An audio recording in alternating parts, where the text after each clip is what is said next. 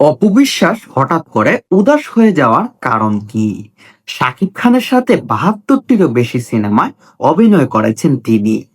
তারপরেও তার ঝুলিতে একটাও জাতীয় চলচ্চিত্র পুরস্কার নেই কেন? হঠাৎ করে অপবিশ্বাসের মাথায় এই জাতীয় চলচ্চিত্র পুরস্কারের কথা কোথায় থেকে আসলো? শাকিব খানের সাথে ৭২টিরও বেশি সিনেমায় অভিনয় করেছেন অপু বিশ্বাস। তাদের মধ্যে বেশিরভাগ সিনেমাই সুপার ডুপার হিট ছিল। তাহলে হঠাৎ করে অপু বিশ্বাসের ঝুলিতে কিভাবে জাতীয় চলচ্চিত্র পুরস্কার চলে আসলো? চলুন বিস্তারিত সবাই জেনে নিই। ঢালিউডের কুইন খ্যাত অভিনেত্রী অপু বিশ্বাস, শতাধিক সিনেমার নায়িকা তিনি। বেশিরভাগই ব্যবসা সফল। এতগুলো সিনেমায় অভিনয় করেও তার ভাগ্যে জুটেনি জাতীয় চলচ্চিত্র পুরস্কার। এই পুরস্কার নিয়ে তার মনে একটি অপেক্ষা আছে, যেটি তিনি সম্প্রতি একটি টেলিভিশন শোতে গিয়ে প্রকাশ করেন। মানে অপবিশ্বাস ৭২টিরও বেশি সিনেমায় অভিনয় করেছেন, আর সবগুলো সিনেমায় সুপার ডুপার হিট। কিন্তু তারপরেও তার ঝুলিতে একটাও জাতীয় চলচ্চিত্র পুরস্কার নেই। ২০১৩ সালে মুক্তি পেয়েছিল অপবিশ্বাস অভিনীত এবং চাষী নজরুল ইসলাম পরিচালিত সিনেমা দেবদাস। সেখানে প্রধান নারী চরিত্রে পরবর্তী ভূমিকায় অভিনয় করেন তিনি। তার বিপরীতে দেবদাসের ভূমিকায় ছিলেন শাকিব খান। দ্বিতীয় প্রধান নায়িকা চরিত্রে চন্দ্রমুখীর ভূমিকায় ছিলেন নায়িকা মৌসুমী।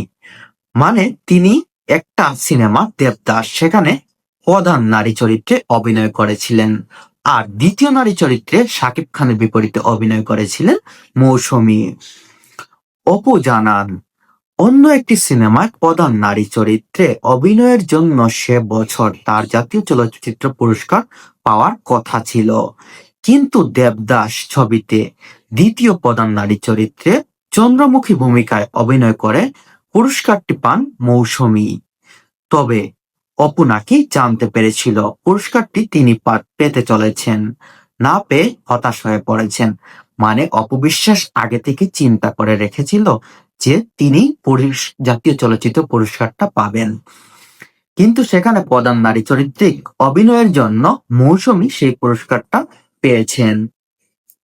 অপুর কথায়, জাতীয় চলচ্চিত্র পুরস্কার যাদেরকে দেওয়া হয় আগে থেকেই তো কিছুটা জানতে পারা যায়। ২০১৩ সালে অন্য একটি সিনেমায় অভিনয়ের জন্য শ্রেষ্ঠ অভিনেত্রীর ক্যাটাগরিতে আমাদের পুরস্কার পাওয়ার কথা ছিল। খবরটি জানার পর ৩ দিন ধরে প্রচুর খুশি ছিলাম। মানে অপবিশ্বাস ২০১৩ সালে তিনি জাতীয় চলচ্চিত্র পুরস্কারটা পাবেন বলে মোটামুটি কনফার্ম ছিলেন, এবং তখন তিনি খুব বেশি খুশি ছিলেন।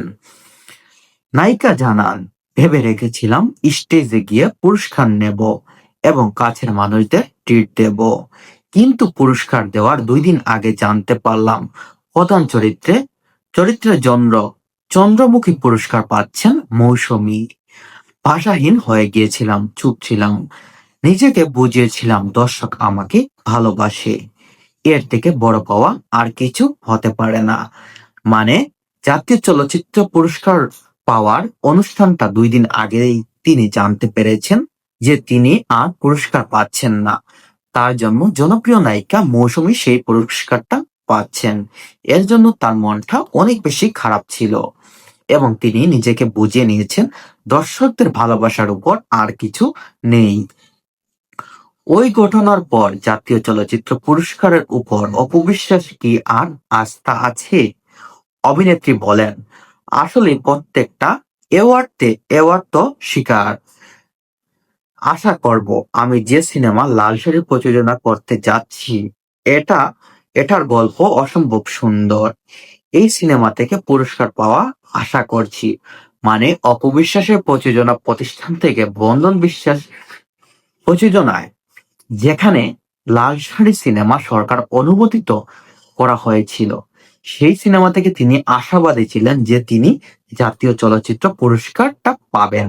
এবার দেখার বিষয়।